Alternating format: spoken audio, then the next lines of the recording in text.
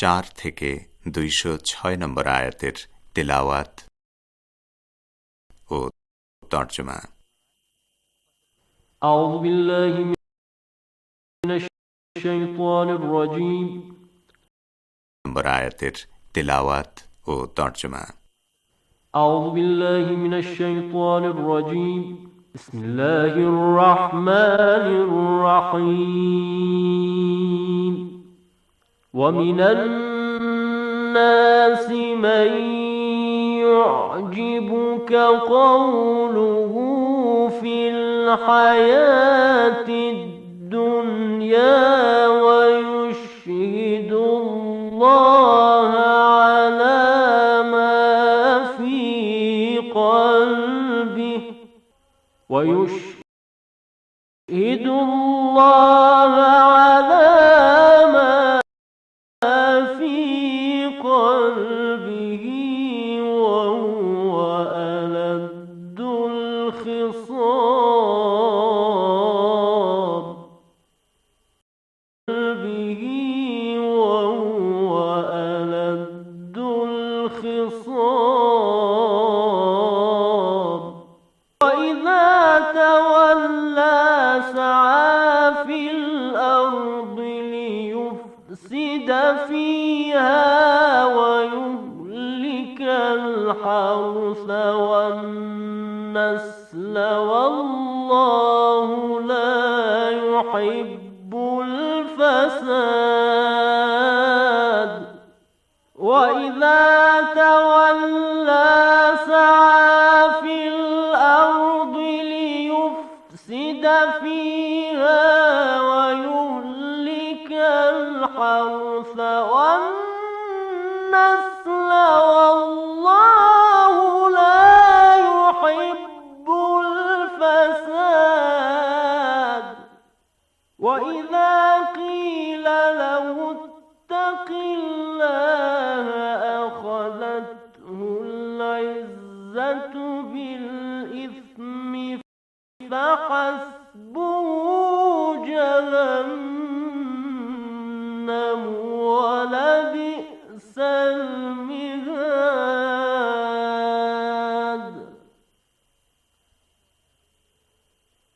فحسبه جهنم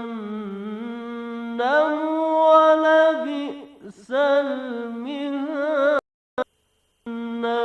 ولبئس المهاد.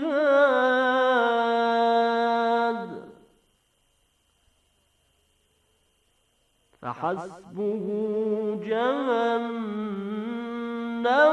ولبئس المهاد.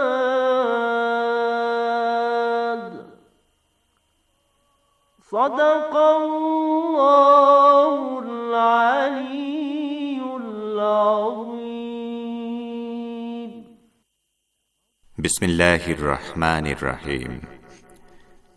মানুষের মধ্যে এমন লোক আছে পার্থিব জীবনে যার কথা তোমার কাছে বড়ই চমৎকার মনে হয় এবং নিজের সদিচ্ছার ব্যাপারে সে বারবার আল্লাহকে সাক্ষী মানে, কিন্তু আসলে সে সত্যের নিকৃষ্টতম শত্রু।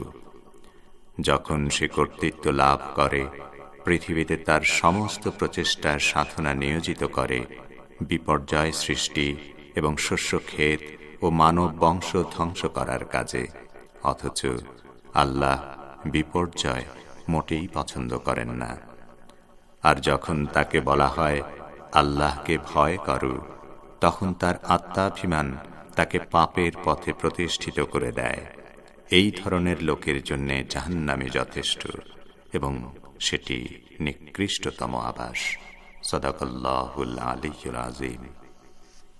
শ্রোতা বন্ধুরা, অর্থসহ পবিত্র কোরআনের তেলাওয়াত শুনলেন।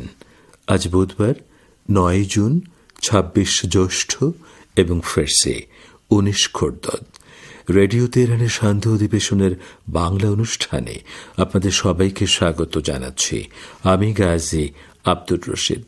এই অনুষ্ঠান প্রচারিত হচ্ছে বাংলাদেশ ও ভারতে শর্টওয়েভ 25 মিটার ব্যান্ডে এবং সৌদি আরবে শোনা যাচ্ছে শর্টওয়েভ 31 মিটার ব্যান্ডে। ইন্টারনেটে আমাদের অনুষ্ঠান শোনার ঠিকানা parstoday.com/bn।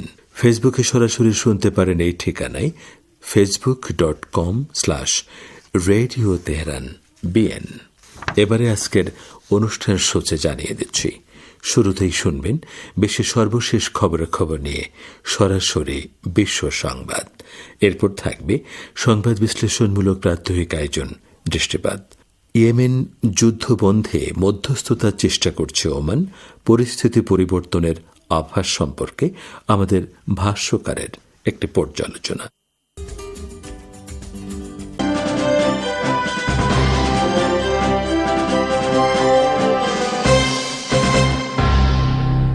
শুরুতেই সংবাদ শিরোনাম।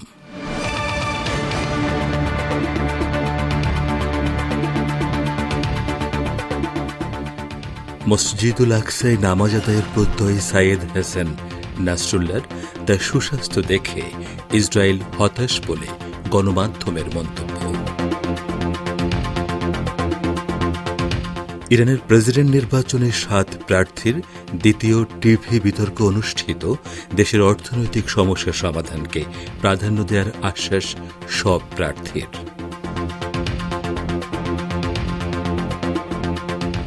ভারতের পূর্ব লাদাখ সীমান্তে চীনা বিমান বাহিনীর 24 যুদ্ধ বিমানের নিয়মিত টহল উস্কানিমূলক বলে আখ্যায়িত করল ভারতীয় বিমান বাহিনী। এবং ইসলামী বিদ্বেষ থেকেই কানাডায় এক মুসলিম পরিবারের 4 সদস্যকে নির্মমভাবে হত্যা স্বীকারোক্তি দিলেন দেশটির প্রধানমন্ত্রী জাস্টিন ট্রুডো।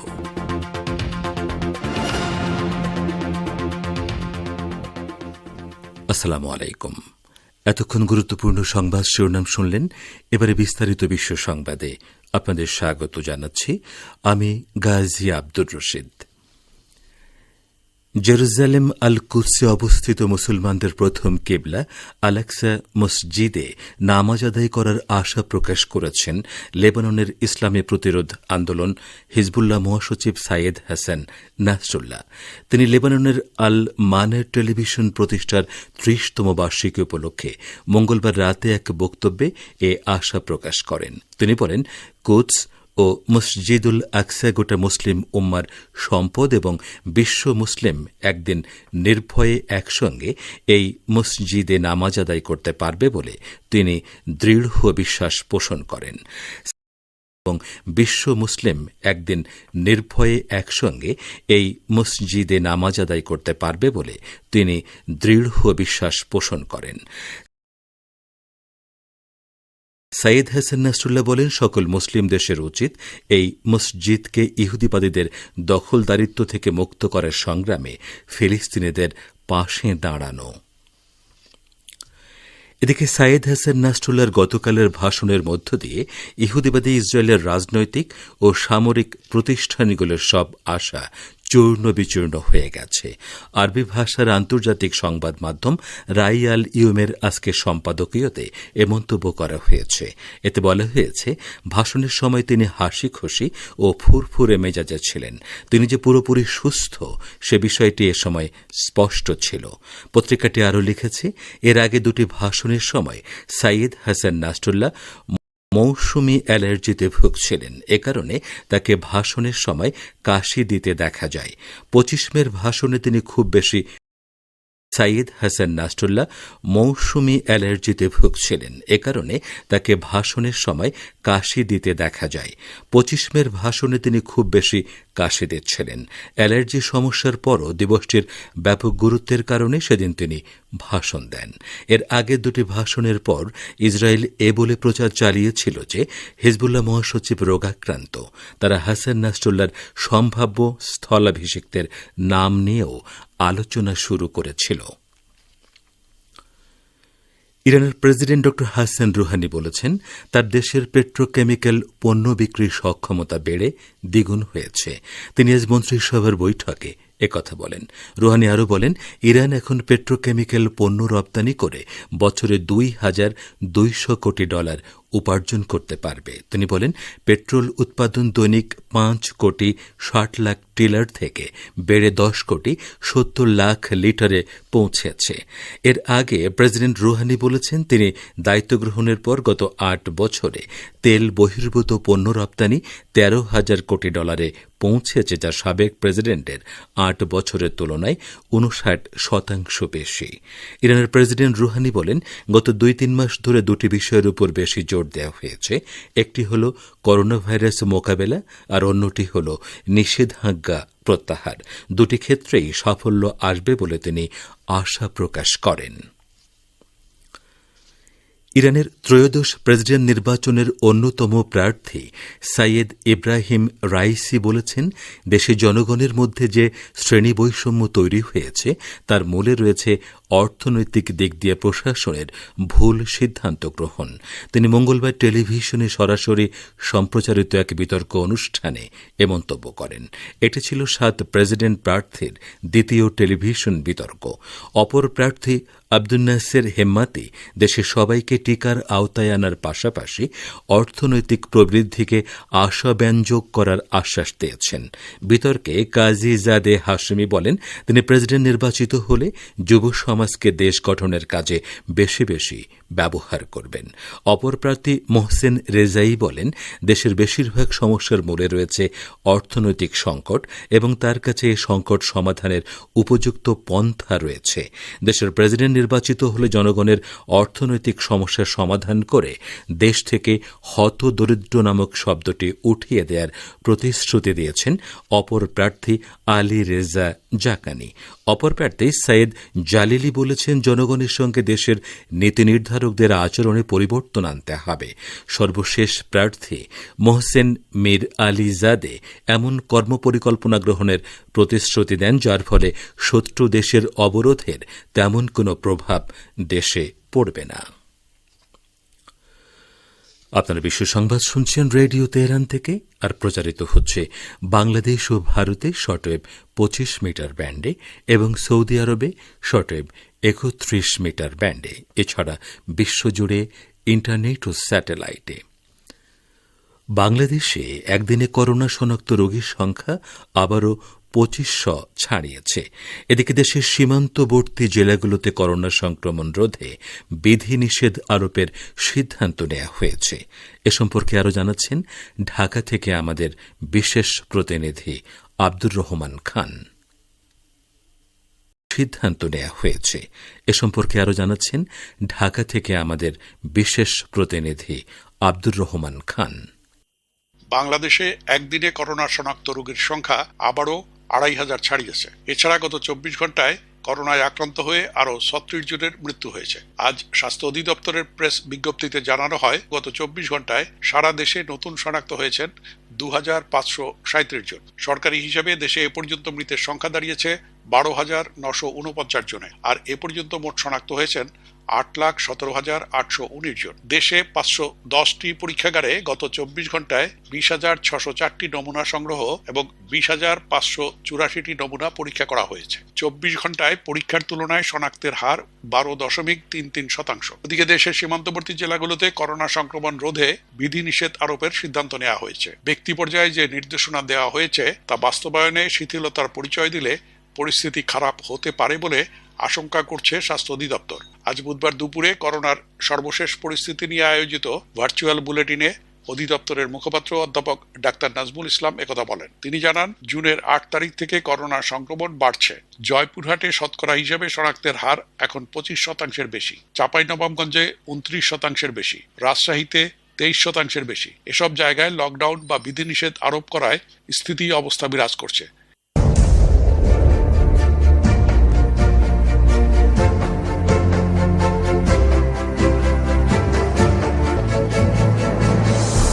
রেডিও তেহরান, খবরের সঙ্গে 24 ঘন্টা। ভিজিট করুন আমাদের ওয়েব পেজ farstoday.com/bn।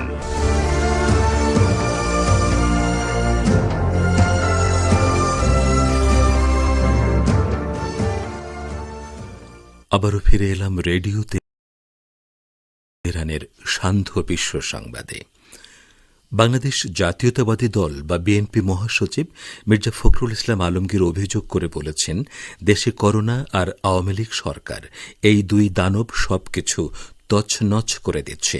এ কারণে রাজনীতিতে আমরা বাধাগ্রস্ত হচ্ছি। এটাকে জয় করতে হবে। সাবেক প্রেসিডেন্ট জিয়াউর রহমানের 40তম মৃত্যুবার্ষিকী উপলক্ষে আজ সকালে রাজধানীর নয়াপল্টনে অবস্থিত বিএনপির কেন্দ্রীয় কার্যালয়ে আয়োজিত আলোচনা সভায় তিনি একথা বলেন। নেতাকর্মীদের আন্দোলনের প্রস্তুতি নেয়ার আহ্বান জানিয়ে মির্জা ফখরুল বলেন, যুদ্ধ করতেই হবে। আওয়ামী লীগ এমনি এমনি ক্ষমতা ছেড়ে দেবে না। বিএনপি মহাসচিব আরও বলেন, নির্বাচন করে কখনো আওয়ামী লীগ জিততে পারবে না জেনেই স্বৈরাচারী কায়দায় ক্ষমতায় টিকে আছে। প্রধানমন্ত্রী নরেন্দ্র মোদীর জনপ্রিয়তা কমতে থাকলে তার রাজনৈতিক জীবন শেষ করে দিতে আরএসএসের সময় লাগবে না বলে মন্তব্য করেছেন কংগ্রেসের সিনিয়র নেতা অনন্ত গ্যাডগিল। প্রধান বিরোধী দল কংগ্রেসের জাতীয় মুখপাত্র অনন্ত গ্যাডগিল এ প্রসঙ্গে উদাহরণ হিসেবে বিজেপির একসময়ের প্রতাপশালী নেতা লালকৃষ্ণ আদবানির রাজনৈতিক অবস্থান প্রসঙ্গও উল্লেখ করেছেন। একই সঙ্গে তিনি করোনা ভাইরাসের টিকাকরণের শ্লথ গতি নিয়ে কেন্দ্রীয় সরকারের তীব্র সমালোচনা করেছেন। উগ্র হিন্দুত্ববাদী সংস্থা রাষ্ট্রীয় স্বয়ংসেবক সংঘ বা আরএসএসের রাজনৈতিক সংগঠন হল বিজেপি। ভারতকে হিন্দু রাষ্ট্র হিসেবে গড়ে তোলাই আরএসএসের লক্ষ্য। এদিকে গত কয়েকদিন ধরে ভারতের পূর্ব লাদাখ সীমান্তে চীনা বিমান বাহিনীর 24টি যুদ্ধ বিমান নিয়মিত যে টহল দিচ্ছে তাকে উস্কানিমূলক বলে আখ্যায়িত করেছে ভারতীয় বিমান বাহিনী। ভারতের পক্ষ থেকে ব্যাপারে পাল্টা তৎপরতা শুরু হয়েছে। এ সম্পর্কে আরও জানাচ্ছেন কলকাতা থেকে আমাদের প্রতিনিধি আব্দুল হাকিম। ভারত চীন সংঘাতের আবহে পূর্ব লাদাখের উল্টো দিকে থাকা তিব্বত সংলগ্ন বিমান ঘাঁটি থেকে চীনা বিমান বাহিনীর 24টি ফাইটার জেট নিয়ম করে টহল দেয়া শুরু করেছে। ভারতীয় বিমান বাহিনীর মতে ওই অভিযান সম্পূর্ণ প্ররোচনামূলক, সেজন্য পাল্টা তৎপরতা শুরু করেছে ভারতও। আজ বুধবার গণমাধ্যমে প্রকাশ, চীনের জে-11 সিরিজের ফাইটার জেটের সঙ্গে যুক্ত হয়েছে জে-16। এই দুই সিরিজের যুদ্ধবিমান যৌথভাবে উড়ান শুরু করেছে নিয়ম করে। ভুটান, গারিগুনসা ও কাশগড় ইত্যাদি বিমান ঘাঁটি থেকে চীনা যুদ্ধবিমান আকাশে উঠছে। এভাবে আকাশপথে প্রকৃত নিয়ন্ত্রণ রেখার উপরে সক্রিয়তা শুরু করেছে চীন। অন্যদিকে ভারতও চুপ করে বসে নেই। পাল্টা মিগ-29 এবং সুখোই তো বটেই, মাঝে মধ্যে রাফায়েল যুদ্ধবিমানও উঠছে আকাশে। ভারতের সক্রিয়তা শুরু করেছে চীন। অন্যদিকে ভারতও চুপ করে বসে নেই। পাল্টা মিগ-29 এবং সুখোই তো বটেই, মাঝে মধ্যে রাফায়েল যুদ্ধবিমানও উঠছে আকাশে। ভারতের এই পদক্ষেপ চীনকে কিছুটা হলেও সতর্ক থাকতে বাধ্য করছে বলে মনে করা হচ্ছে। ভারত ও চীনের সেনাবাহিনীর দীর্ঘ 10 মাসের টানাপোড়েনের পরে যখন পরিস্থিতি স্বাভাবিক হওয়ার দিকে এগিয়ে যাচ্ছে বলে মনে করা হয়েছিল, তখনই নয়া সংঘাতের আবহের সূত্রপাত নিয়ে জল্পনার সৃষ্টি হয়েছে। প্রতিরক্ষা মন্ত্রণালয়ের এক কর্মকর্তার কথায়, লাদাখের সীমান্তের ওপারে কমপক্ষে 22টি চীনা যুদ্ধবিমান মহড়া চালায়। এর মধ্যে বেশ কয়েকটি ছিল জে-11 যুদ্ধবিমান, যা আদতে সুখোই 27 বিমানের আদলে তৈরি। এছাড়া সামরিক মহড়ায় অংশ নেয় লাল ফৌজের জে-16 যুদ্ধ বিমানও। চীনা লাল ফৌজের এই আগ্রাসী কার্যকলাপের উপরে কড়া নজর রেখেছে ভারতীয় সেনাবাহিনী। বলছিলেন কলকাতা থেকে আমাদের সংবাদদাতা। ইসলাম বিদ্বেষ থেকে কানাডায় এক মুসলিম পরিবারের 4 সদস্যকে নির্মমভাবে হত্যা করা হয়েছে বলে স্বীকার করেছেন সেদেশের প্রধানমন্ত্রী জাস্টিন ট্রুডো। মঙ্গলবার কানাডার হাউস অব কমন্সে বক্তৃতাকালে তিনি বলেন, এ হত্যাকাণ্ড কোনো দুর্ঘটনা নয়, এটা একটা সন্ত্রাসী হামলা। ঘৃণা থেকে প্ররোচিত হয়ে এ হামলা চালানো হয়েছে। কানাডার অন্টারিও প্রদেশের লন্ডন শহরে গত রোববার এ হত্যাকাণ্ড ঘটে। নিহত 4 জনের মধ্যে 2 নারী ও 1 শিশু রয়েছে। পরিবারটি 9 বছর বয়সী এক শিশু এ হামলা থেকে বেঁচে গেছে। আহত অবস্থায় একটি হাসপাতালে তার চিকিৎসা চলছে। হামলায় অভিযুক্ত 20 বছর বয়সী কানাডিয়ান তরুণ নাথানিয়েল ভেল্টম্যানকে আটক করেছে পুলিশ। তার বিরুদ্ধে হত্যা ও হত্যা চেষ্টার মামলা দায়ের করা হয়েছে। তো শ্রোতা বন্ধুরা, আমাদের নিউজ ডেস্কে এখনকার মতো এই ছিল সর্বশেষ খবর। এতক্ষণ আমাদের সাথে থাকার জন্য অনেক অনেক ধন্যবাদ। আর শ্রোতা বন্ধুরা, যান্ত্রিক ত্রুটির কারণে অনুষ্ঠান সূচি প্রচারে বিঘ্ন হয়, আমরা দুঃখিত।